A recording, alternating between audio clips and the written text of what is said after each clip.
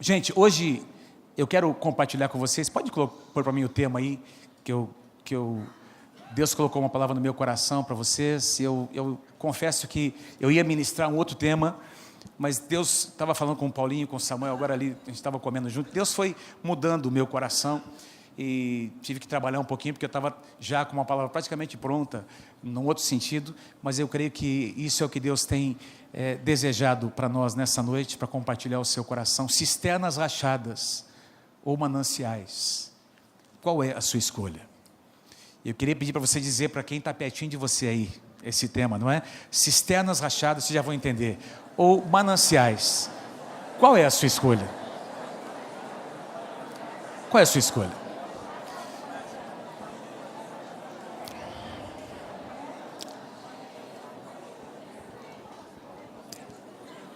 Hoje, pela manhã, eu estava vindo aqui para ter o meu tempo de oração e preparar para essa palavra. E eu, assim como alguns de vocês, eu vim ouvindo a CBN.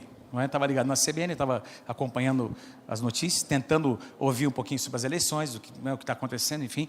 E estava lá uma pessoa, peguei um trechinho da entrevista, e essa pessoa, uma senhora, inclusive, estava dando uma entrevista, nem peguei o nome dela, mas estava pegando o finalzinho da entrevista, e ela estava compartilhando sobre a inteligência artificial, sobre a diferença, sobre a dinâmica que está acontecendo hoje no nosso mundo moderno, os robôs que estão sendo introduzidos aí nas empresas e nas residências, não é? E essa discussão, até onde é viável isso ser alimentado, fomentado, e ela defendendo que os robôs, eles vieram para suprir uma carência, uma necessidade, para fazer coisas muito específicas, e coisas que nós homens, nós seres humanos, não fazemos. Mas eu achei uma coisa muito interessante quando ela disse, ela começou a tecer assim, a diferença entre os robôs e a inteligência artificial e o ser humano. Ela resumiu numa frase: robôs não têm sentimento, eles não têm emoções, eles são programados para fazer as coisas. Enquanto que o ser humano tem alma, ela disse. O ser humano tem sentimento, o ser humano tem emoção. É isso que torna o ser humano um ser tão especial. E nós aqui, como nós conhecemos a palavra, nós sabemos que Deus criou o ser humano diferente de todos os outros seres. E porque nós temos uma alma que tem vontade, que tem emoções, que tem desejos, não é? Que tem sentimentos, nós temos o poder, temos o livre-arbítrio, nós podemos colocar nossa alma no lugar correto, nós podemos canalizar nossa vontade, os nossos desejos, para que o nosso coração ame ao Senhor de todo o coração, não é? Diferentemente de uma máquina que é programada para fazer as coisas, quando nós adoramos porque queremos, não é? O apóstolo Paulo fala sobre o culto racional que nós oferecemos ao Senhor. Todos nós que estamos aqui, investimos para estar aqui, nós estamos aqui porque não foi alguém que forçou, nós estamos porque nós queremos, porque nós amamos o nosso Deus, nós estamos aqui oferecendo um culto racional ao nosso Deus, e essa é a diferença, é uma escolha que nós fazemos. Diga comigo, é uma escolha que eu faço. Todos os domingos, quando você vai para a igreja, aquilo que nós chamamos de igreja, que nós todos conhecemos, sabemos que o sentido de igreja é muito maior do que apenas um prédio, mas você entende quando eu digo no sentido da reunião corporativa, não é? Quando nós nos reunimos, a gente vem porque a gente quer. É bom estar neste lugar, é bom rever os irmãos, e é maravilhoso poder adorar o nosso Deus, levantar as nossas mãos, poder realmente entronizar o Senhor no meio dos nossos louvores. Quem concorda comigo, diga amém. Fazemos porque queremos. É uma escolha que parte do nosso coração. E eu quero falar sobre escolhas nessa noite. Escolher, porque nós temos necessidades. Nós fomos gerados por Deus com necessidades profundas. Nós somos seres, fomos gerados sim com um livre-arbítrio, mas existe uma necessidade em todo ser humano de adorar. Se nós não adoramos a Deus, nós vamos adorar alguma coisa.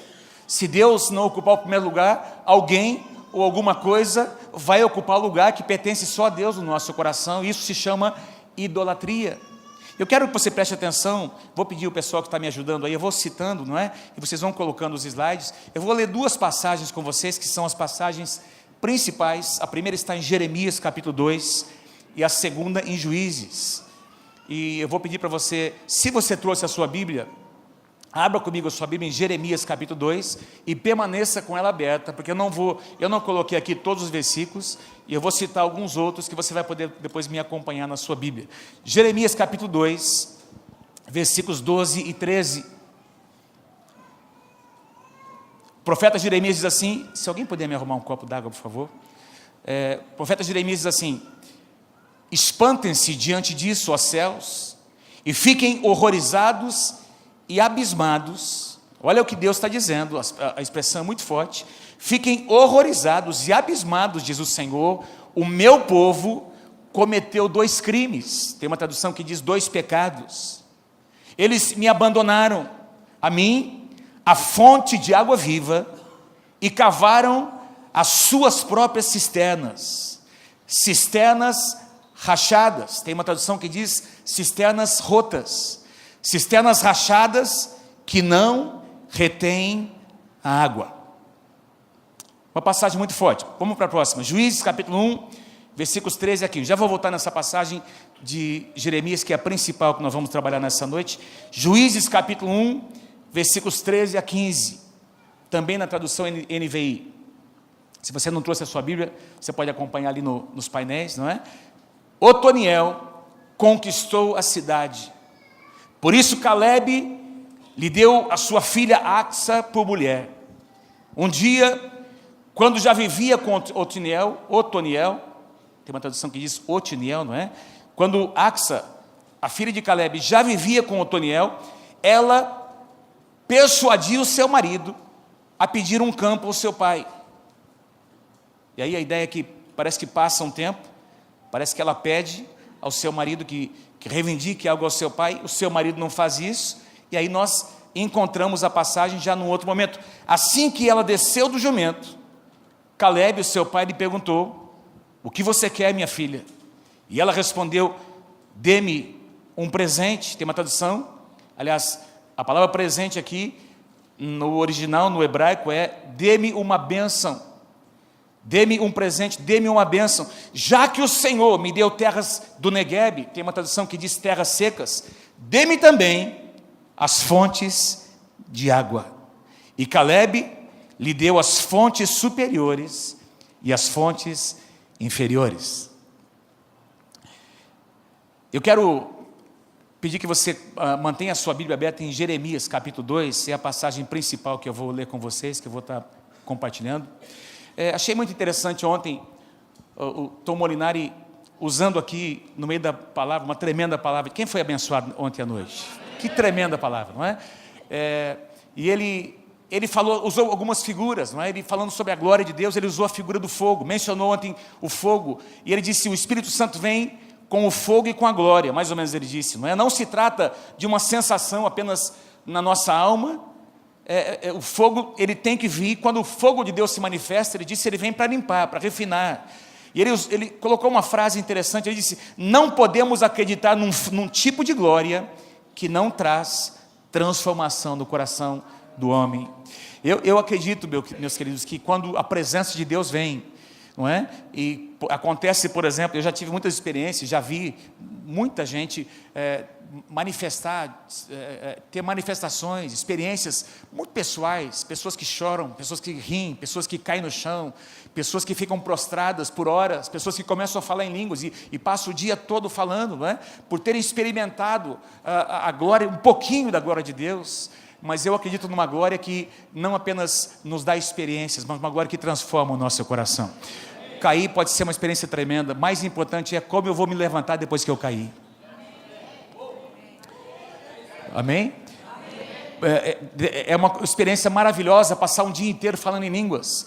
Mais importante é o dia seguinte, como é que eu vou vencer as minhas batalhas? Mais importante, é muito lindo, é muito importante, maravilhoso, como eu acabei de dizer, a reunião corporativa, nós adoramos, louvamos ao Senhor, presenciar essa glória de Deus descendo na reunião, nesse ambiente profético, mas a segunda-feira chega, e é na segunda-feira que a glória de Deus tem que acompanhar a sua vida e a minha vida. Então o fogo de Deus, ele transforma de dentro para fora.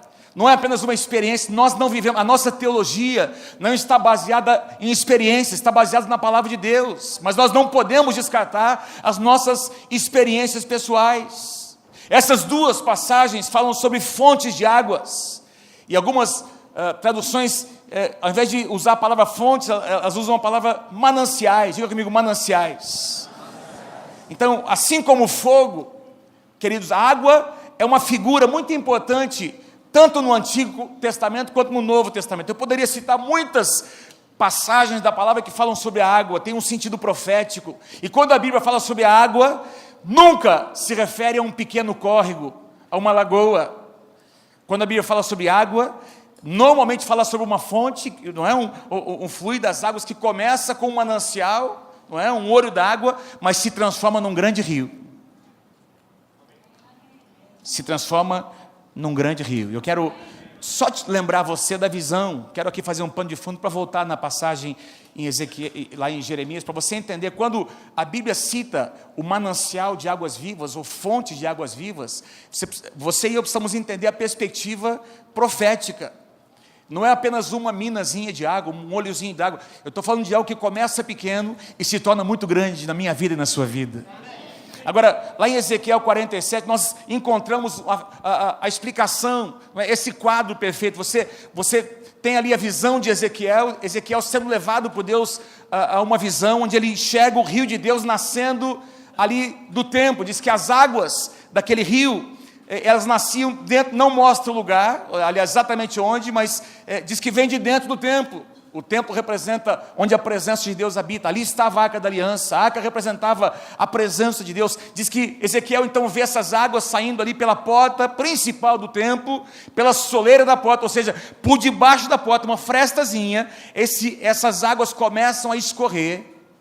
E diz que tem um homem que começa a andar por essas águas e ele tem uma escala para medir, e ele caminha enquanto esse rio vai se tornando, não é? Ele vai ganhando forma, esse homem caminha 500 metros, ele mede, e ele percebe que as águas dão no seu tornozelo, ele anda mais 500 metros e as águas já dão aqui nos seus joelhos, ele anda mais 500 metros e as águas chegam nos seus lombos, e ele anda mais 500 metros e não consegue mais andar, porque as águas agora, você só consegue nadar por elas, porque as águas estão tão profundas, que já não é mais possível caminhar por elas, você não consegue nem medir mais. Começou pequenininho, começou assim, numa dimensão quase desprezível, e assim é o rio de Deus na minha vida e na sua vida.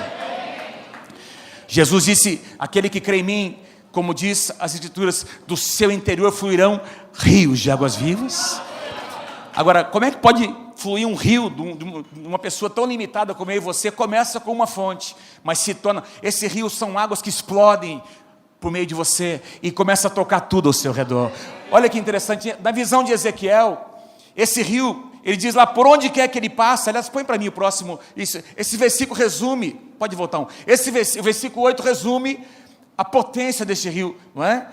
A força deste rio. Onde quer que o rio flua, por onde quer que o rio flua, tudo viverá.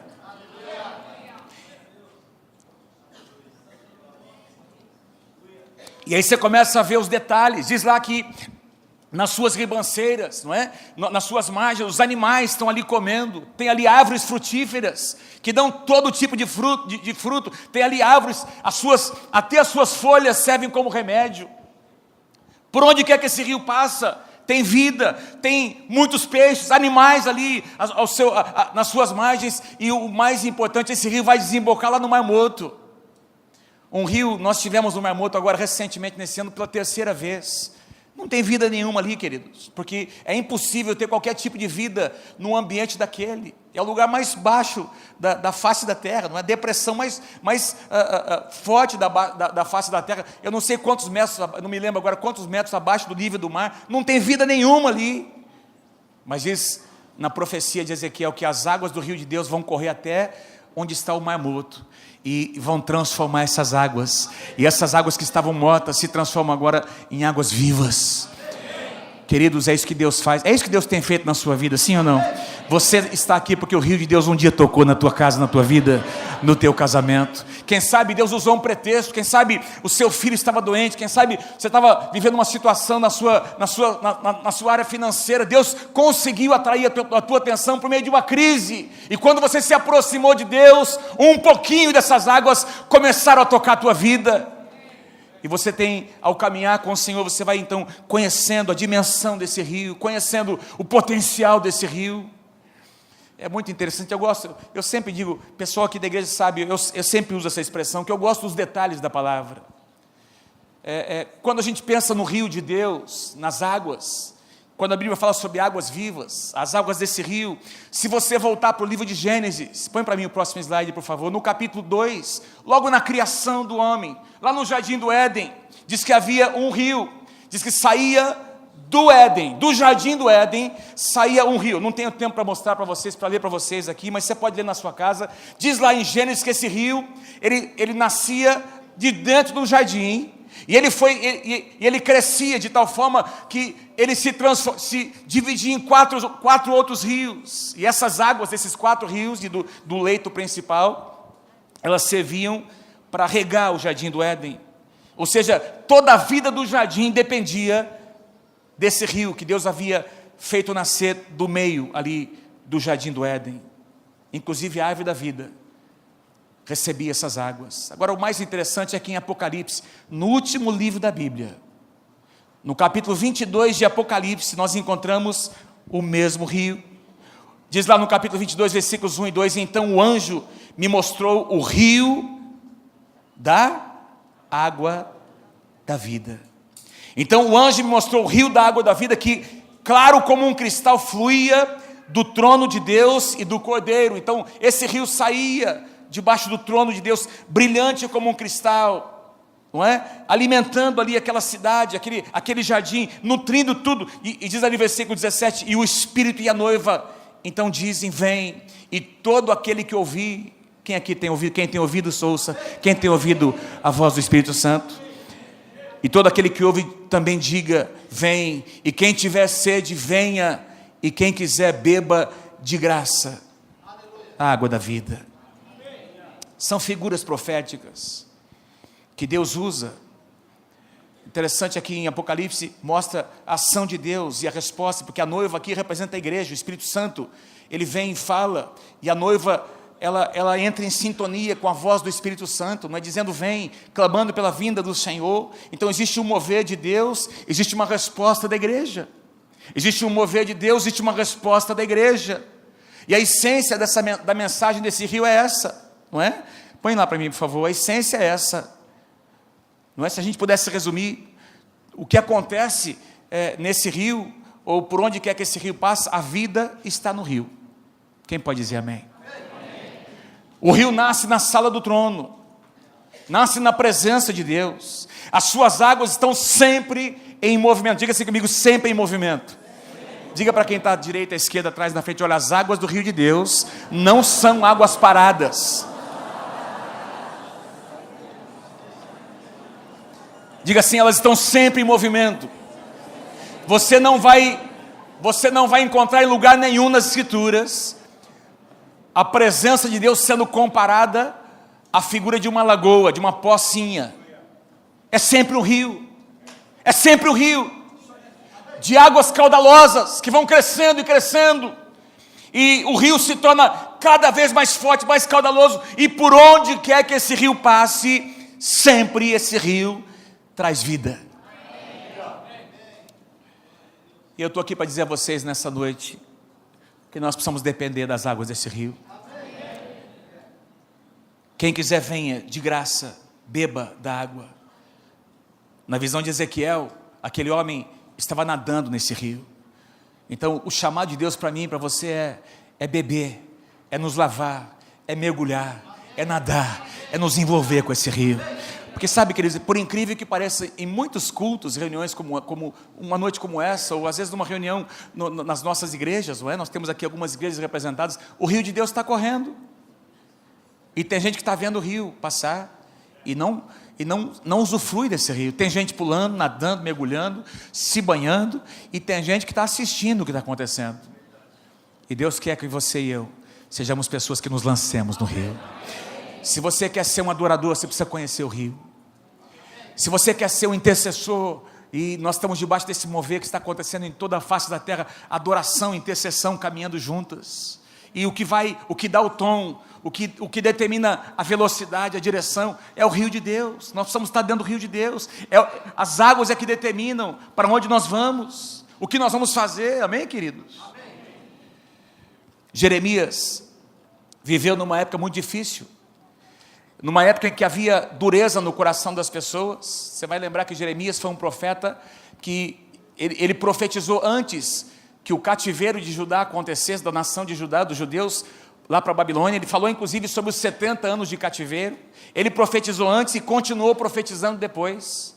E essa profecia de Jeremias aconteceu antes do cativeiro, como que numa tentativa de exortar, de abrir os olhos do povo de Deus, dizendo: olha, vocês precisam voltar o seu coração para o Senhor. Uma época difícil, em que o coração da nação havia se afastado do Deus de Israel. Por 40 anos, Jeremias profetizou para Judá, para a nação de Judá e também para outras nações. E aí ele diz no versículo 12, conforme nós lemos: espantem-se diante disso que eu estou dizendo, ó céus. Céus aqui tem a ver com a morada de Deus, a sala do trono, onde estão os seres, os 4 seres viventes, onde estão os anjos, os querubins, ministrando diante do Senhor. Deus está dizendo: olha, vocês que ministram na minha presença, fiquem espantados, não é?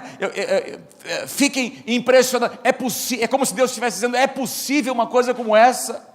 É possível que isso esteja acontecendo? Fiquem horrorizados, Deus diz, para aqueles que estão assistindo ali diante dele. Versículo 13: o meu povo, o povo que eu amo, que eu resgatei, que eu libertei do Egito, ele cometeu 2 pecados, 2 crimes. Em primeiro lugar, eles me abandonaram, a mim, a fonte de água viva. E quando você lê agora a fonte, pensa no que eu acabei de falar para você do rio de Deus. Abandonaram o rio de Deus. Eles abandonaram a fonte de água viva e cavaram o quê? As suas próprias cisternas. Cisternas rachadas, que não retém a água. Eu vou falar daqui a pouco sobre isso. 2 pecados. 2 pecados do povo de Deus. O primeiro deles, abandonaram, diga comigo assim: abandonaram a fonte de água viva. Vamos lá comigo: abandonaram a fonte de água viva. Na tradução atualizada, ele diz, atualizada traduz assim: a mim me deixaram o manancial de águas vivas. Me deixaram o manancial de águas vivas. E águas vivas aqui, tem gente que às vezes lê: pastor, mas o que é esse negócio de águas vivas aqui? Aquele negócio que queima a gente quando a gente vai na praia? Não, aquele negócio é outra coisa, né? Águas vivas na Bíblia tem a ver com águas em movimento. Água em movimento. Águas vivas, águas que não estão paradas, não é? Então eles abandonaram as águas, as minhas águas. O manancial, a palavra manancial significa uma mina de água, uma nascente. Quem já bebeu água numa fonte que nasceu ali aqui em Londrina? Nós temos muitas fontes aqui ao redor, não é? Você estava lá num sítio, num lugar mais afastado, e você foi beber aquela água geladinha que sai daquela mina, não é? E aquela água não para de sair, mina ou olho d'água, né? Cada um são nomes diferentes. É tão gostoso. Essa é a ideia, é um manancial. Essas águas estão ali saindo, explodindo. No Salmo 33, versículo 9, o salmista declara: Senhor, em ti está o manancial de vida. Salmo 87, versículo 7 diz: todas as minhas fontes, Senhor, estão em ti. Todas as minhas fontes estão em ti, Senhor. Quem pode repetir comigo, levantando a sua mão? Todas as minhas fontes, Senhor, estão em ti. É mais ou menos assim, todo grande rio que você vê. Pensa comigo, eu fui fazer uma pequena pesquisa hoje sobre o rio Amazonas, que é, pelo que eu estudei hoje, o 2º maior rio do mundo. Em vazão de água é o primeiro, não é?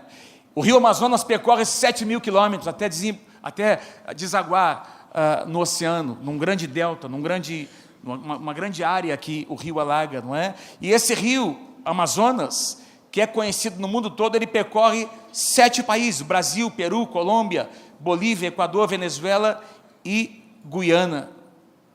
E esses dias, aliás, alguns anos atrás, porque havia uma controvérsia sobre essa questão, alguns pesquisadores foram descobrir onde era a nascente do rio Amazonas. E eles descobriram que o rio Amazonas nasce a 5.500 metros, lá numa montanha do Peru, no monte, a 5.567 metros de altitude. Começa uma fontezinha, uma mina, um olho d'água que nasce ali, naquela montanha. Ele vai descendo, e aí diz que durante todos esses 7.000 quilômetros, 2.000 afluentes, 2.000 pequenos rios vão se conectando com o rio Amazonas. e fazem dele um dos maiores rios do mundo. Começa com uma fontezinha. Quantos entendem o que Deus está falando? Às vezes parece que é algo tão pequeno que Deus está fazendo na sua vida, mas deixa eu te lembrar nessa noite, em nome de Jesus, o rio de Deus, ele vai continuar fluindo. O rio de Deus vai continuar fluindo, ele vai continuar aumentando.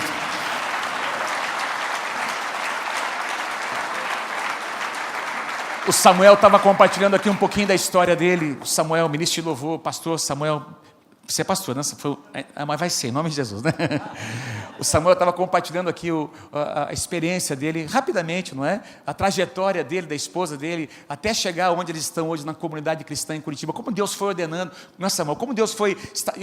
Hoje tudo faz sentido. Parece que na época era difícil, na época não dava para entender. Deus foi conectando o Samuel com pessoas, com pastores, com homens de Deus, mulheres de Deus, e esse rio foi correndo, e hoje já é um rio muito mais caudaloso do que lá no início. E às vezes acontece assim na nossa vida, você não entende o que Deus está fazendo, não é? Você quer fluir já numa medida maior, você quer já estar num lugar de projeção, e Deus diz, espera um pouquinho. Eu vou falar com vocês nessa noite sobre o que é esperar, para que o mover de Deus venha no tempo de Deus, do jeito de Deus. Mas eu estou aqui para dizer a você nessa noite, em nome do Senhor Jesus, se o teu coração for correto diante de Deus, for puro diante do Senhor, essas águas do rio de Deus não vão parar na tua vida, vão continuar correndo, e vão te levar para cumprir o propósito do Senhor na sua vida. E aí o profeta disse, eles me deixaram, e é uma advertência, eles me esqueceram. Esse foi o primeiro pecado, não é? Eles abandonaram a fonte de água viva, eles me deixaram, me esqueceram. E aqui tem um significado importante, não é? Porque a ideia que o profeta passa, e aqui inclusive, se você for ver as palavras na tradução original, a ideia é que não é que eles deixaram num dia, a ideia é que eles foram deixando, eles foram se esquecendo, eles foram negociando, foi uma rejeição lenta, não é? Quase imperceptível, dia após dia, alguma coisa foi acontecendo, negociando aqui, abrindo mão ali, não é? Cedendo um pouquinho ali, se envolvendo com a cultura, com o linguajar daqueles povos, foram abandonando o manancial de águas vivas.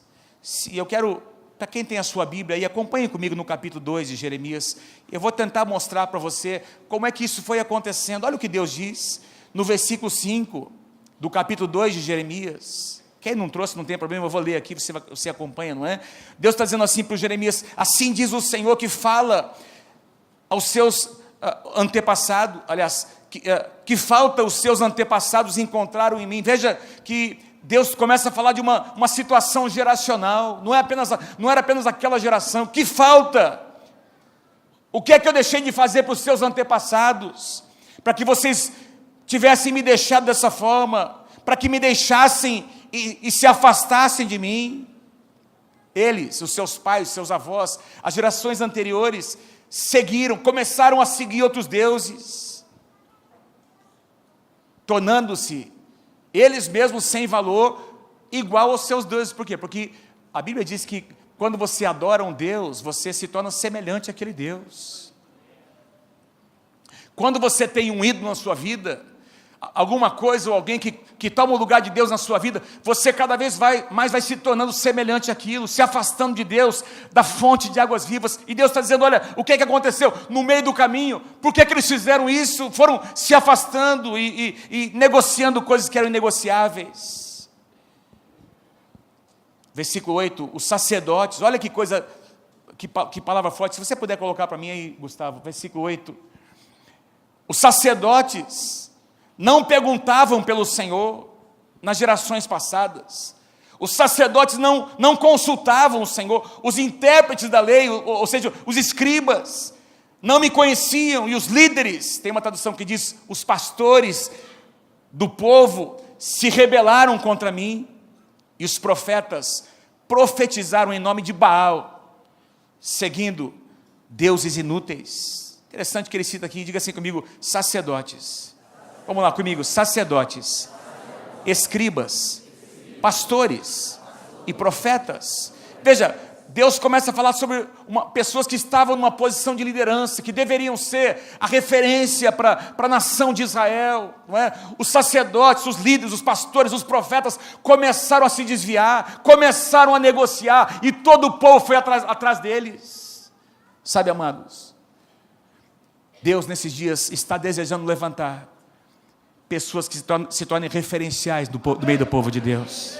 Esses sacerdotes e pastores e líderes e profetas deram um péssimo exemplo. Eles foram abrindo mão do lugar de honra que Deus havia dado a eles. Não quiseram ser exemplo para as pessoas. Aliás, se tornaram um mau exemplo. Mas esse é o dia em que Deus está levantando mentores e mentoras, pastores e pastoras, líderes cheios do Espírito Santo. Deus está levantando músicos cheios do Espírito de profecia. Deus está levantando homens e mulheres de excelência que vão se tornar um padrão no meio do rebanho.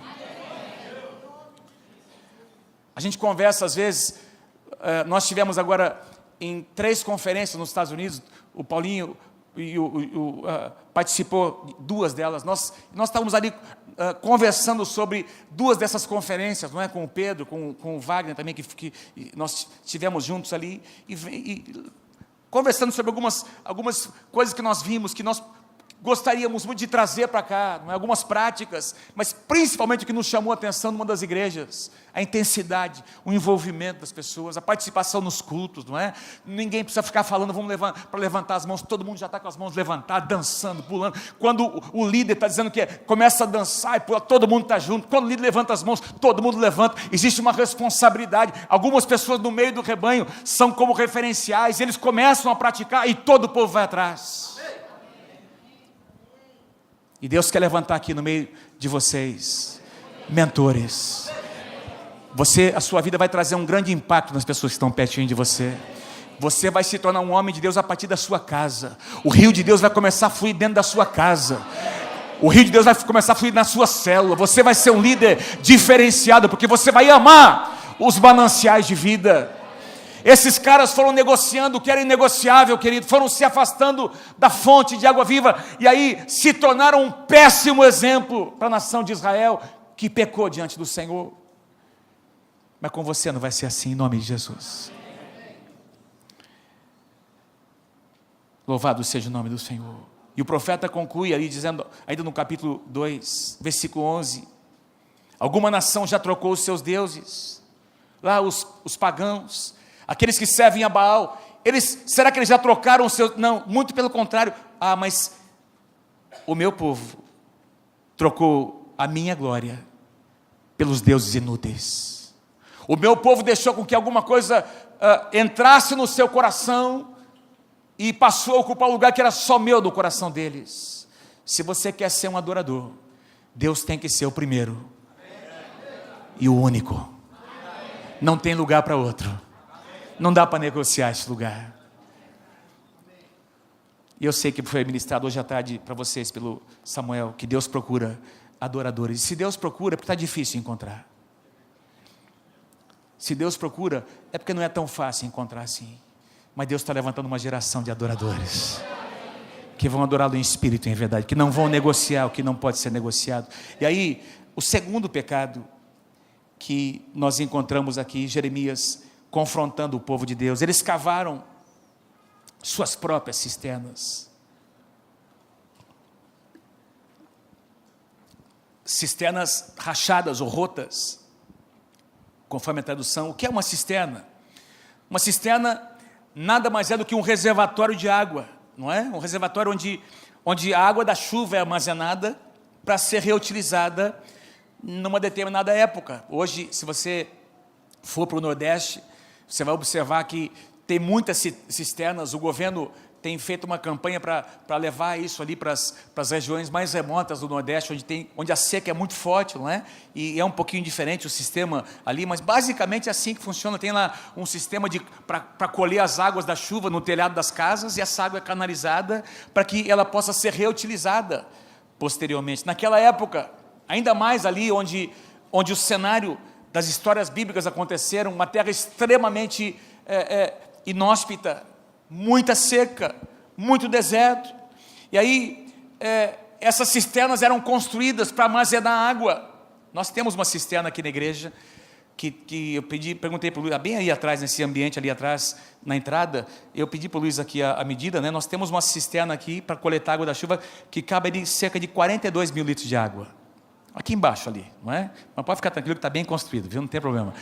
42 mil litros de água, a igreja reutiliza essa água para o nosso sistema de incêndio. Aqui e muitos prédios hoje em dia são feitos, né, com cisternas para armazenar água. Naquela época, as cisternas não eram feitas dessa forma, eram cavadas ou na rocha ou na terra. E eu fui procurar por que cisternas rotas ou rachadas, e aí eu encontrei um comentarista dizendo que como a terra era muito seca, eles encontraram naquela época uma maneira de fazer uma espécie de impermeabilização nessas cisternas.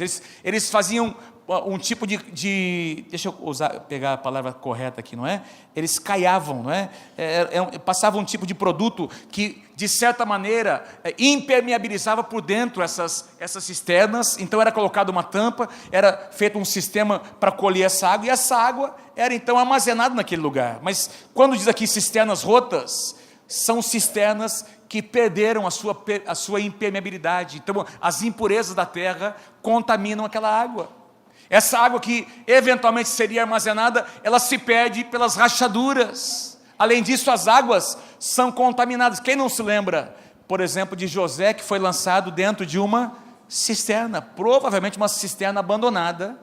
O próprio Jeremias, no final, se não me engano, no capítulo 38, 39 de Jeremias, diz que ele foi lançado numa cisterna e tinha barro, não é? Onde ele estava ali, uma cisterna que não era mais utilizada, provavelmente uma cisterna dessas que estavam ali inutilizadas. E aí Deus faz essa comparação usando o profeta Jeremias: vocês abandonaram as fontes de águas vivas, e vocês construíram as suas próprias cisternas, e além do mais, são cisternas que não retêm água, rotas, falhas. E alguém poderia perguntar: mas pastor, o que isso tem a ver comigo, não é, com a gente? Eu quero sugerir a você que cisternas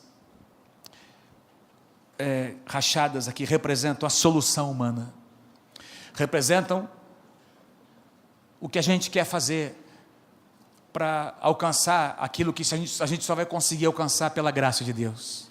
Representam a nossa força humana, representam a nossa solução, representam a nossa justiça, representam aquilo em que nós nos apegamos, que não é Deus, que precisa ser Deus, a tentativa de resolver os nossos problemas, nossas questões, com outras coisas que não sejam a presença de Deus. Cisternas rotas representam, eu coloquei aqui, representam o relativismo do mundo em que nós vivemos. Vocês estão comigo, gente? O relativismo do mundo pós-moderno, não é? Onde não existem mais absolutos, pecado já não é mais pecado. E esse negócio, o que tem isso a ver com a gente, pastor? Tem muito a ver, porque tem gente dentro da igreja vivendo assim, no domingo está adorando, louvando a Deus, e na segunda-feira, segunda é um outro dia, pastor, todo mundo faz, isso aqui não é pecado, é só um pequeno problema que eu tenho, pastor. Não, pecado continua sendo pecado. O que define o que é ou não pecado é o que a palavra de Deus diz que é pecado. O que define o que é certo e errado é o que a Bíblia diz que é certo e errado. O que define o que é uma família é o que a palavra de Deus diz o que é uma família. Não tem meio termo, amém, querido? Então, mas esse mundo, esse sistema cultural que nós vivemos, não é? Ele tenta relativizar tudo, e isso se representa, não é? Se a gente aceita esse tipo de coisa, representa um tipo de solução humana, uma cisterna que nós construímos, e a gente acha que as águas vão permanecer saudáveis ali dentro, mas não vão permanecer. Cisternas rotas representam a valorização do conforto e do consumo em detrimento do compromisso. A valorização do conforto, do consumo, não é? Essa cobertura espiritual, ela serve para mim até eu encontrar uma melhor. Enquanto eu for servido, enquanto eu obtiver alguns benefícios aqui, essa igreja serve para mim. Quando a nossa prioridade deveria ser o nosso compromisso primeiro, de aliança. Se eu tenho aliança com uma casa, essa casa é a minha casa e a minha visão são os meus pastores. Eu vou reproduzir a visão, eu vou viver a visão, eu vou multiplicar a visão. Amém? Quem pode dizer amém por isso? não é a visão deles. Você não está ali para ver falhas. Alguém não cuidou tão bem do seu filho como deveria. São voluntários. Ao invés de reclamar, você se coloca à disposição para no domingo seguinte, você servir o filho de outras pessoas. Isso é compromisso.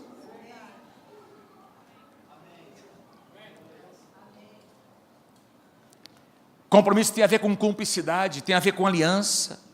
Você não está ali para receber, você vem para dar e não para receber. E na medida em que você dá, você recebe, porque no reino de Deus tudo que você semeia, você colhe em abundância. Mas cisternas rotas representam a pessoa, ela está voltada para si mesma. Significa trocar a essência, não é? O que é essencial, a essência, melhor dizendo, por aquilo que é passageiro, efêmero. Então os israelitas, o povo judeu, começou a dizer, não, esse nosso Deus é um Deus que exige muito, não é? Esses mandamentos são muito difíceis de ser cumpridos, e eles começaram a negociar. Queridos, os mandamentos, a palavra do Senhor não é, os princípios não são penosos, vale a pena servir a Deus, vale a pena praticar os princípios da palavra. Quando você pratica, você honra a palavra, Deus vai te honrar. Quando você tem uma situação envolvendo o seu filho, a sua filha, no seu casamento, e você se posiciona como homem, como mulher de Deus, segundo a palavra de Deus, mesmo que às vezes você tenha que ser firme demais, com um filho, com uma filha, Deus vai te honrar. Deus vai te honrar. Às vezes vai ser difícil, você vai ser questionado, não é? E você vai até, às vezes, dormir pensando, Senhor, será que eu fiz a coisa certa? Mas se você age com base na palavra de Deus, debaixo de cobertura, daqui a pouquinho, Deus vai te honrar. Daqui a pouquinho essa situação vai mudar. Amém. Pode aplaudir porque é verdade.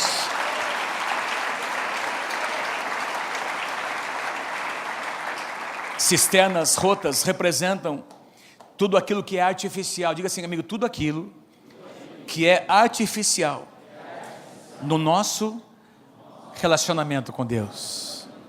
Cisternas rachadas ou rotas representam tudo aquilo que é artificial no nosso relacionamento com Deus. O que significa isso, pastor? Eu poderia resumir isso num versículo que Isaías, numa palavra que Isaías dá para o povo de Deus, dizendo, onde Deus diz, esse povo me honra com seus lábios, mas o seu coração está longe de mim.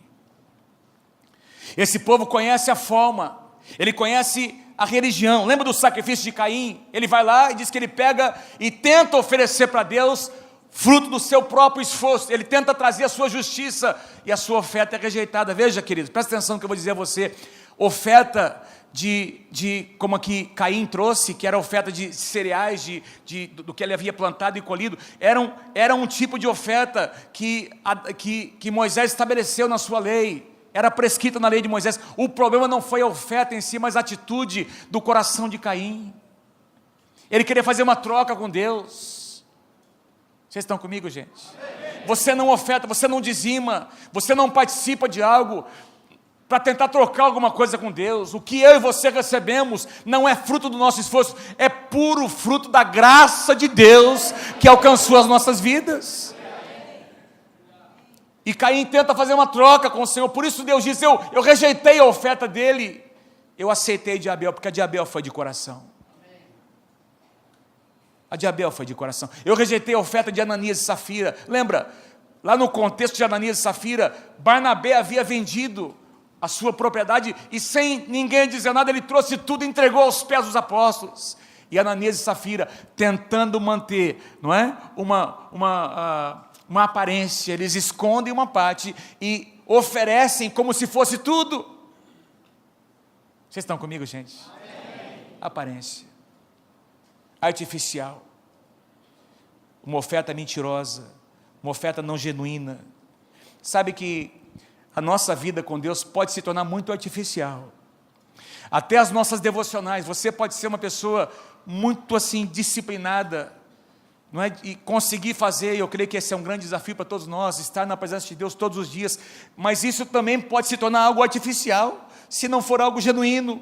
Não pode ser apenas algo que você faz, porque está marcado naquela hora, daquele jeito. Tem que ser alguma coisa onde você fica e espera Deus agir, Deus falar, Deus se manifestar a você. Aí aquilo tem razão de ser. Claro, tem momentos que parece que Deus não está ali, a gente faz porque sabe que tem que fazer, Mas nunca pode ser como fruto de uma religiosidade. O que é que vão pensar de mim se eu não fizer? O pastor está me olhando. O Paulinho vai falar. O fulano. Não sei. Não, eu não faço porque as pessoas estão vendo, vão me repreender. Eu faço porque eu amo o meu Deus, porque Ele ocupa o primeiro lugar do meu coração e eu quero honrá-lo, eu quero fazer por esse espírito de excelência que Deus tem trazido na minha vida. Eu coloquei uma frase aqui, não é?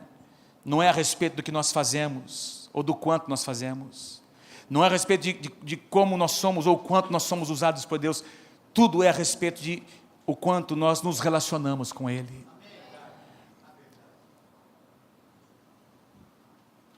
Essa ideia de um lugar onde você coloca, você fabrica e tenta reter as águas do seu jeito. As águas de Deus são águas dinâmicas. Você não pode colocar o mover de Deus numa caixinha. Você jamais vai conseguir fazer isso.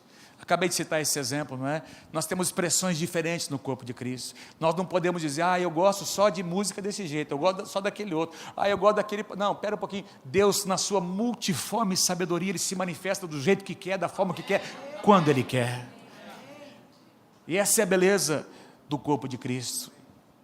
Eu tenho aprendido que esse lugar do rio de Deus, de conhecer as águas, de entender a maneira como o rio de Deus flui, queridos, tem a ver com esperar na presença dEle. Nós aprendemos a esperar na presença dEle, ficar um pouco mais na presença dEle. Acho que essa é uma das grandes ênfases que Deus está trazendo hoje ao redor do mundo, não é? E o Tom Molinari falou isso ontem de maneira muito, muito linda. Ele disse, olha, nós estamos aqui contemplando ao Senhor daqui a 10 anos, nós vamos estar aqui contemplando do mesmo jeito daqui a 20 anos, daqui a 30 anos, e quanto o Senhor nos der de vida, nós estaremos na sua presença contemplando a sua face, e nunca vamos nos cansar disso. Porque essa ideia de estar na presença dEle não é para trocar alguma coisa, não é para pedir, é simplesmente porque nós amamos a presença do Senhor e temos aprendido a nos deleitar nele. E aí quando a gente está nesse lugar, transformação começa a acontecer.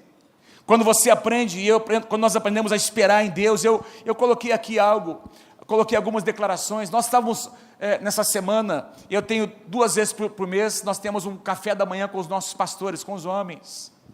A gente trabalha um material, a gente conversa e todo mundo fala, não é? E essa quinta-feira agora que nós tivemos, das 7 às 8h30 da manhã, foi muito especial. Nós lemos um material sobre oração, não é? Um tema de oração, enfim.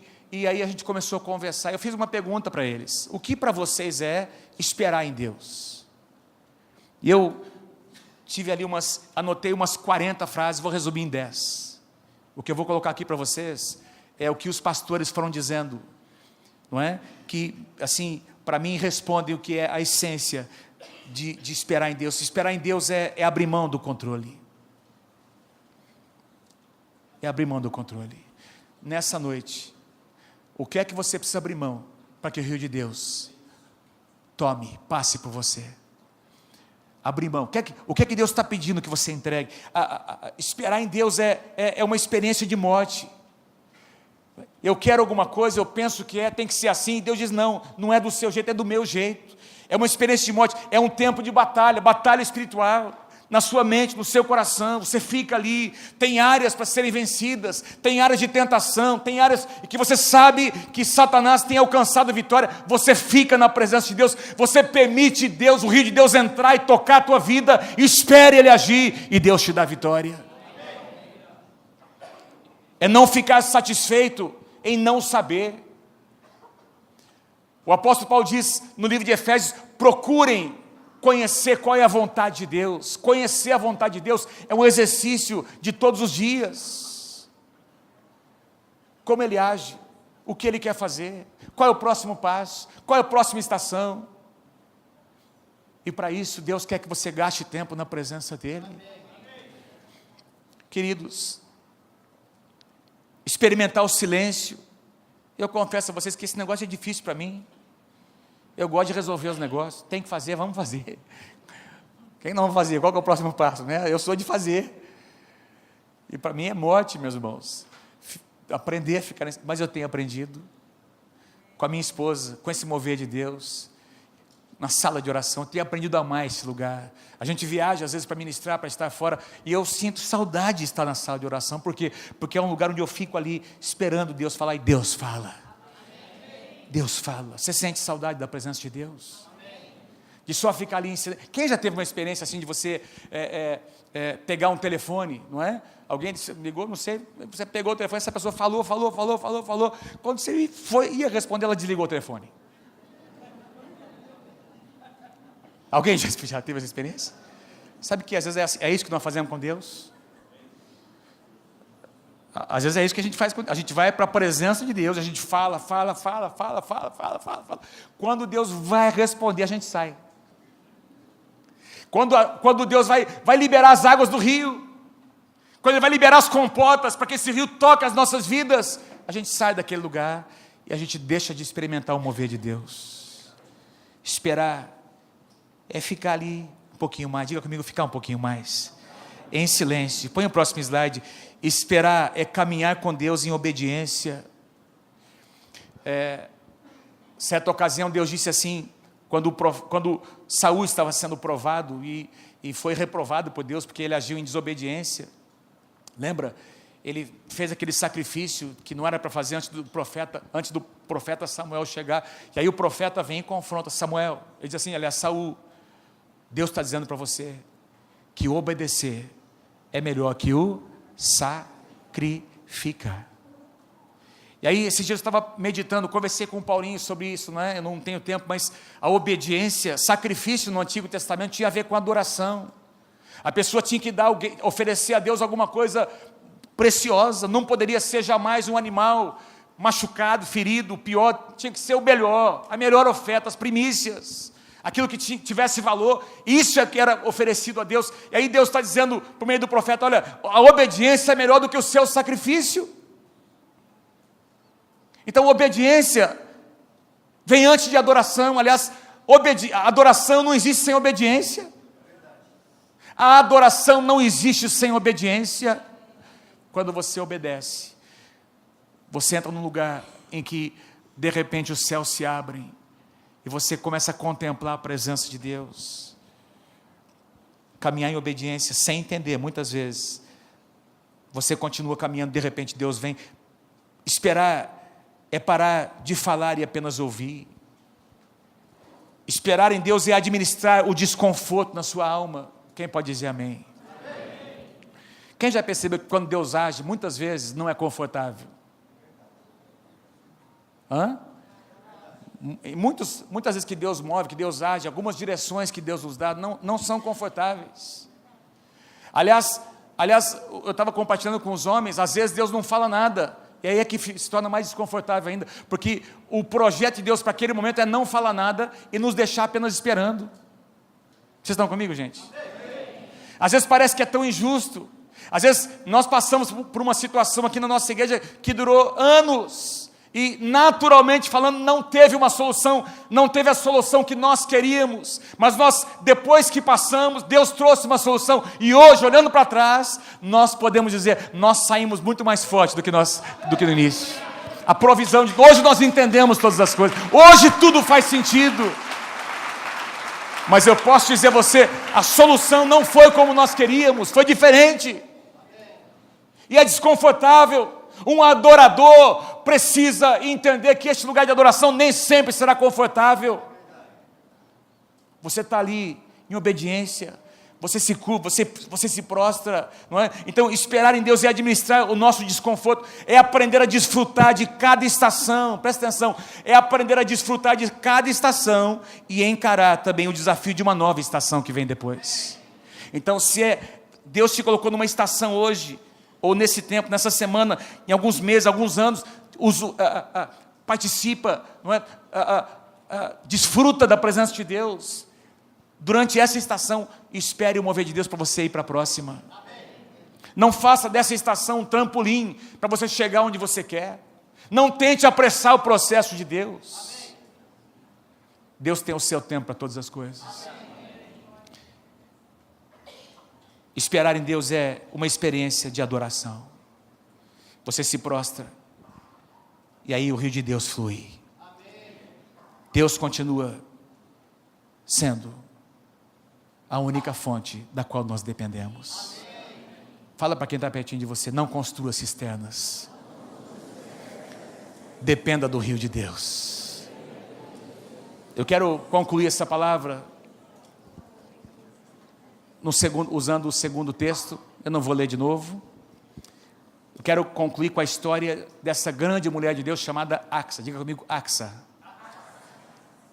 Eu não sei, quem aqui já tinha ouvido a história dessa mulher chamada Axa? A maior parte de vocês não. Deixa eu tentar trazer o contexto para você entender a história. Eu quero concluir com essa história, depois nós vamos orar, louvar o Senhor. Vamos beber das águas do rio de Deus nessa noite ainda. Essa história acontece ali no livro de Juízes, são 3 versículos, e nada mais é dito sobre essa mulher. E essa história envolve 3 personagens. Diga assim comigo, Caleb. Quem lembra quem foi Caleb? Todo mundo sabe quem foi Caleb, não é? Lembra? Um dos 12 espias da primeira geração. Caleb e Josué foram espiar a terra e foram os únicos 2 que sobraram da primeira geração. Lembra disso? Quando o Caleb, queridos, entrou na terra para espiar, juntamente com os 10 espias, 11 espias, lembra disso? Ele viu um monte, ele encontrou um monte onde habitavam uns gigantes, lembra disso? 45 anos depois, quando chegou o tempo dele conquistar a terra, Moisés chama Caleb e diz, Caleb, só eu e você ficamos da primeira geração, pode escolher que lugar da terra você quiser, Caleb, e esse lugar será teu. O que é que Caleb disse? Eu quero aquele monte que eu vi há 45 anos atrás. Amém? Cada um de nós aqui temos um monte a ser conquistado. Caleb disse, eu quero aquele monte, tem ali gigantes, tem ali os Enaquins, tem ali, o desafio é muito grande, mas é esse monte que eu quero. E essa história tem a ver com esse monte, porque Caleb, então Josué diz, tá bom, o monte é seu, pode conquistar. E aí Caleb faz uma coisa, ele diz assim, olha, quem subir contra esses gigantes e conquistar esse monte, eu vou entregar minha filha como esposa. Eu vou entregar minha filha, o prêmio para esse homem, para esse valente, será a minha esposa, minha filha, eu falei esposa? Não, a filha, tá gente? Então eu vou entregar minha filha, Axa, para ser a sua esposa. E assim aconteceu, um homem chamado Otoniel, que nome bonito, né gente? Otoniel. Otoniel é uma figura de Jesus no Antigo Testamento, porque Otoniel se tornou o primeiro juiz de Israel, depois que eles entraram na terra. Otoniel se dispôs, o que ele fez? Ele foi, lutou contra aqueles gigantes, venceu os gigantes, e a Bíblia diz então que a filha de Caleb entregou a sua filha para se casar, para desposar com Otoniel. E aqui o contexto mostra, vocês estão comigo aí gente?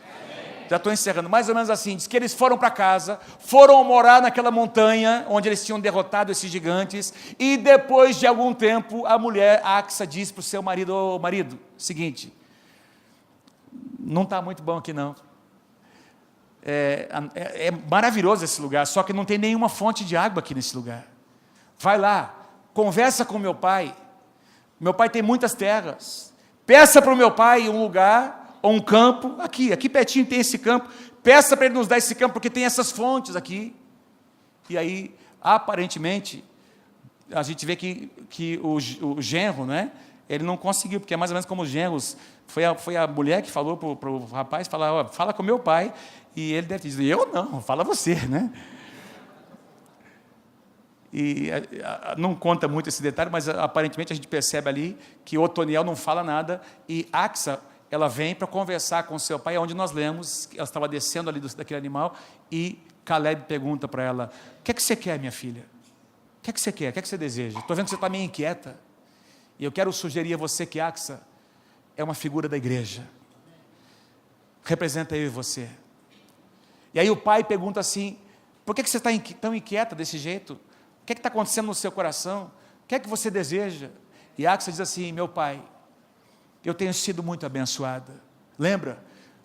Otoniel, meu marido, foi lá, conquistou você nos deu aquela terra, uma terra maravilhosa. Só tem uma coisa, meu pai, essas terras são as terras do Negueb, uma cidade chamada, eu anotei até o nome da cidade aqui, Debi, na região do Negueb, até hoje uma região extremamente seca. E aí Axa diz assim, olha meu pai, é muito bom este lugar, nós estamos ali construindo, tinha aquelas casas que nós tomamos conta, mas não tem nenhuma fonte naquela cidade. Toda vez que nós precisamos de água, nós precisamos andar uma distância muito grande.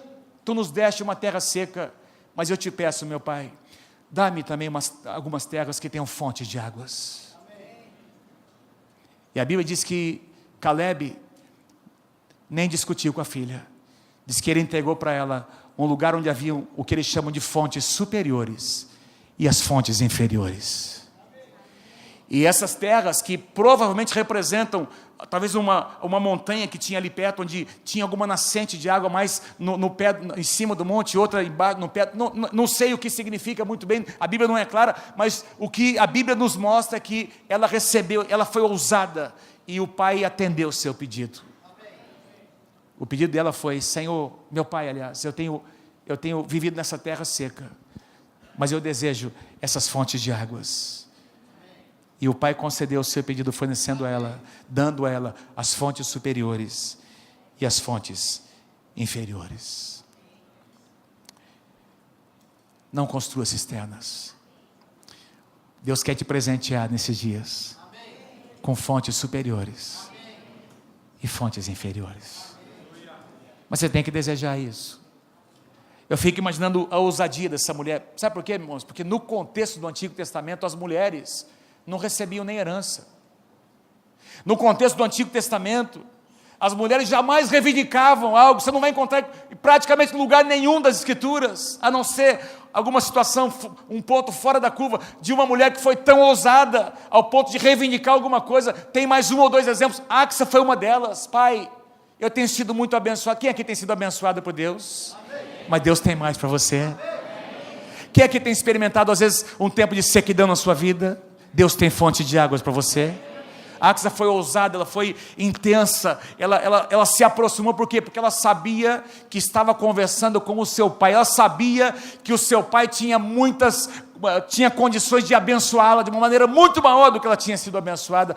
O nosso pai pode fazer infinitamente mais do que nós temos experimentado até aqui. Ao fazer isso, ela agiu com ousadia. Ao fazer isso, a Axa pensou nos seus filhos, nos seus netos, nas futuras gerações, porque essas terras que foram dadas, eu esqueci de dizer algo a você, quem tivesse água, quem tivesse uma fonte de água, no contexto do Antigo Testamento, tinha poder, tinha influência. Os povos lutavam, brigavam, havia guerras entre nações, entre cidades, para conquistar pedaços de terra próximos a fontes de águas. E agora essa mulher diz: eu quero esse pedaço aqui, porque ela estava pensando nos seus filhos, nos seus netos, na sua posteridade. A conquista dessa mulher abençoa a sua casa, abençoa gerações, porque ela foi ousada diante do Senhor. Cisternas rachadas ou mananciais de águas vivas. Qual é a escolha que você quer fazer nessa noite? Você quer cavar cisternas que representam a tua solução? Ou você quer depender do rio de Deus? Essa é uma pergunta que eu e você precisamos responder hoje. Precisaremos responder amanhã, na próxima semana, daqui um mês, daqui um ano, daqui a 10 anos. Sempre nós vamos nos deparar com situações onde ou nós dependeremos do rio de Deus, ou nós tentaremos cavar as nossas próprias cisternas. Eu quero escolher. Eu quero escolher. Me ajuda, Senhor, a escolher. Depender do teu rio. Eu não quero cavar as minhas próprias cisternas. Se você está comigo nessa noite, fique em pé. Eu quero orar com você.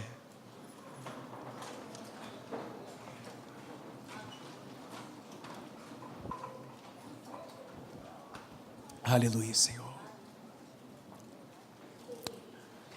Você consegue, Gustavo, colocar para mim aí 2 versículos?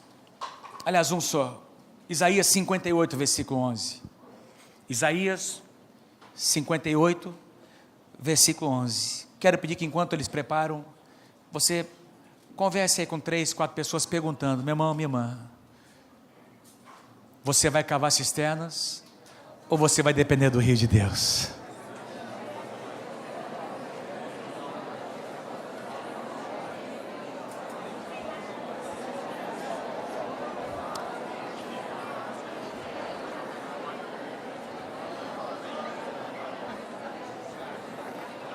Você vai agir na tua força? Ou você vai depender do poder sobrenatural do Espírito Santo? Você vai tentar resolver isso no teu braço, na tua sabedoria, na tua estratégia? Ou você vai depender de Deus? Isaías 58, 11. O Senhor te guiará continuamente, fartará tua alma até em lugares áridos, e fortificará os teus ossos, e tu serás como um jardim regado, e como um manancial, cujas águas jamais faltam. Aleluia, aleluia. Eu não projetei aqui Salmo 84, versículos 5 e 6. Bem-aventurado o homem cuja força está em ti, em cujo coração se encontram os caminhos aplanados, o qual, passando pelo vale árido, faz dele um manancial de águas.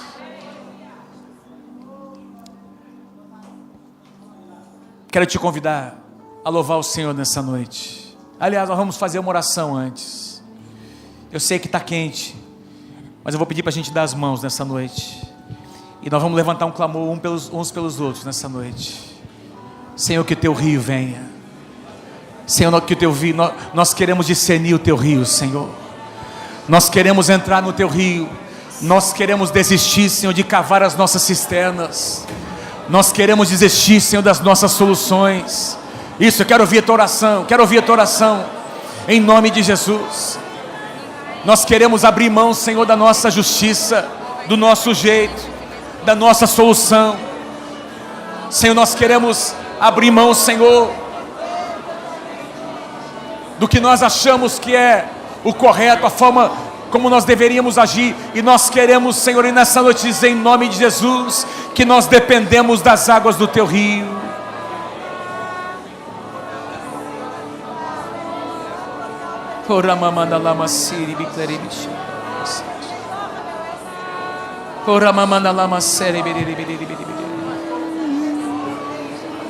Abençoe essa pessoa que está ao seu lado, à direita, à sua esquerda. Senhor, em nome de Jesus, Senhor, que as tuas águas tomem conta deste homem, dessa mulher, dessa casa, dessa família. Que as tuas águas invadam, Senhor. Que as tuas águas invadam, Senhor, este coração. Em nome de Jesus. Em nome de Jesus. Ora mamana lalamasi. Ora mamana lalamasi, tora mamakalamasi. Pode soltar as mãos. Levanta as suas mãos para o Senhor. Começa a falar em novas línguas.